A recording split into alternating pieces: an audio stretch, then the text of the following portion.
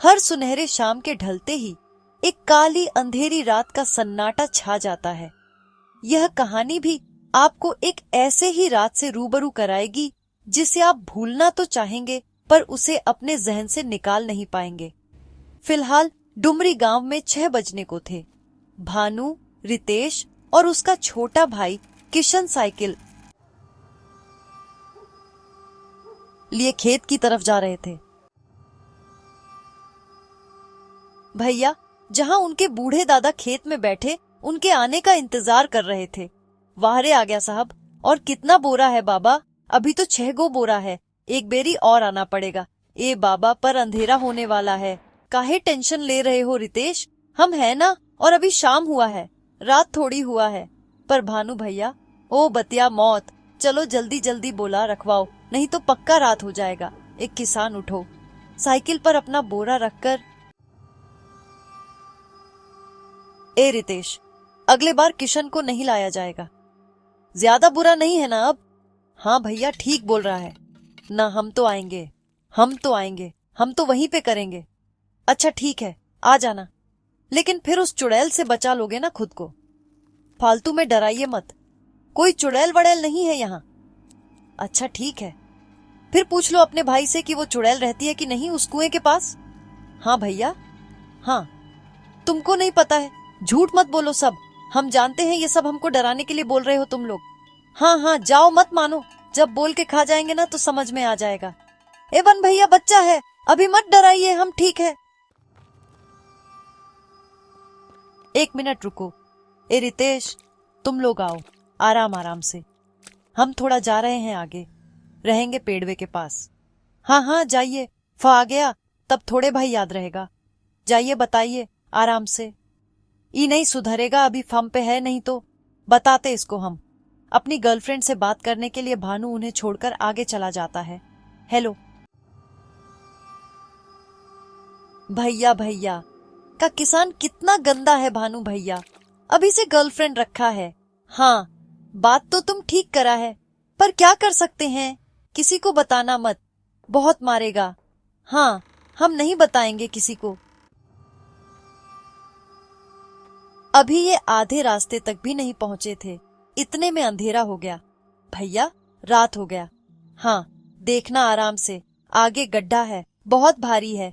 जोर लगाओ किसान, बहुत भारी है। पहली बार में हो गया।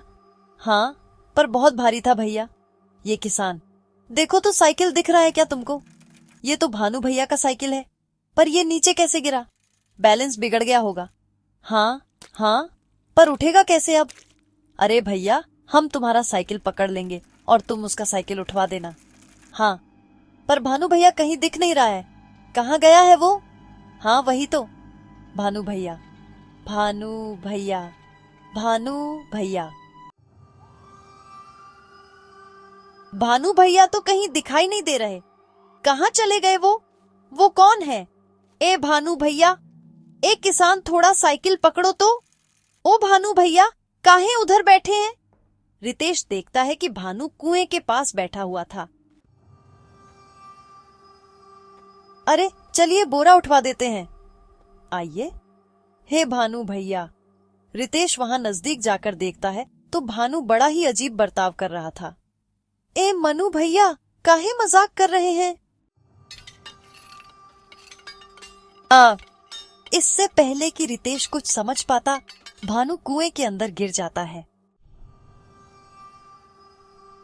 भानु होश में तो आ जाता है, मगर फिर भी वह हिल नहीं पाता, क्योंकि उसके रीढ़ की सारी हड्डियां टूट चुकी थीं। तभी रितेश देखता है कि कोई पानी के अंदर से आया और भानु को कुएं के अंदर खींचकर ले चला गया। इतना कुछ देखने के बाद रितेश बहुत ज्यादा डर जाता है और वह कुछ सोच ही नहीं पाता कि वो क्या करें।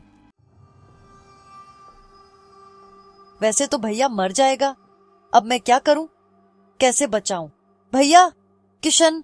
रितेश पीछे मुड़कर देखता है, किशन कहाँ गया? तो अचानक से उसका भाई किशन भी गायब हो गया था। किसान। यह देखकर रितेश और भी ज्यादा डर जाता है। रितेश दौड़ते हुए वहां जाता है। वो देखता है कि साइकिल और गेहूं का बोरा दोनों ही जमीन पर पड़े हुए थे, मगर वहां किशन का कोई नामो निशान नहीं था। किशन, किशन, किशन, कहाँ चले गए तुम? किशन। किशन के ना मिलने की वजह से रितेश बहुत ज्यादा घबरा गया था और यही सोच रहा था कि कहीं भानु की तरह वो भी मर तो नहीं गया। यही सोचते हुए वो बोरे के पास बैठा रो रहा था। तभी अचानक से वो पेड़ की तरफ से भागता हुआ आया और सीधे कुएं की तरफ ही जा रहा था। यह देखकर रितेश उसके पीछे गया ताकि वह उसे रोक पाए, मगर वो बहुत पीछे रह गया और किशन कुएं पर चढ़ चुका था। भैया, किसान, मुझे बचा लो, मेरा हाथ पकड़ो किसान, किसान, किसान, मेरे भाई किसान। रितेश की आंखों के सामने उसके दोनों भाई मारे गए और वो कुछ न कर सका। पर इन सब के पीछे आखिर क्या वजह थी और कौन है वो? युगों पहले जब जनजीवन धरती पर अच्छी तरह से फल फूल रहा था, देवताएं भी मनुष्यों से प्रसन्न थे। उसी काल में एक नकारात्मक ऊर्जा जो देवताओं द्वारा निर्मित कवच को तोड़कर नर्कलोक से पृथ्वी लोक में प्रवेश कर गई और तब से वो छुपते छुपाते धरती के अंधकार में घूमती रही और खुद को शक्तिशाली बनाया। अब उसके अनेक रूप थे, वो चाहे जो वो बन सकती थी। उसके रूप चाहे जितने भी हों, उद्देश्य एक ही था, मौत, छुप छुप कर मासूमों की हत्या। शिकार पर निकले हुए शिकारी की नजर अपने शिकार से नहीं हटती। बेचारा भानु फोन पर बात करते हुए अपने घर की तरफ जा रहा था। इतने में उसकी नजर उस औरत पर पड़ी। उसे लगा कि कोई साधारण औरत है, मगर उसे क्या पता था उसके सामने जो खड़ी थी वही उसकी मौत थी। हे चाची, थोड़ा साइड हटिए ना। उसमें इतनी शक्तियां थीं कि केवल स्पर्श मात्र से वो किसी को भी वश में कर सकती थी। भानु के साथ भी वही हुआ। भानु को कुएं में गिरता देख किशन बहुत ज्यादा डर जाता है। रितेश भैया, भानु भैया। बिल्कुल उसी तरह से किशन भी उसके वश में आ जाता है। मेरा भाई। रितेश वहीं कुएं के पास बैठकर रो रहा था। इतने में पीछे से वो आ जाती है। वो उसके बालों को पकड़ के कुएं की दीवार में इतनी बार लड़ाती है कि रितेश अधमरा हो जाता है। अपना शिकार करके वो वापस जाने लगती है, मगर यह सिलसिला रुका नहीं और कई मासूमों की जानी थी। सुबह होने तक रितेश की सांसें चलती रहीं और उसके घर वाले तुरंत उसे अस्पताल ले गए, जिससे उसकी जान बच गई।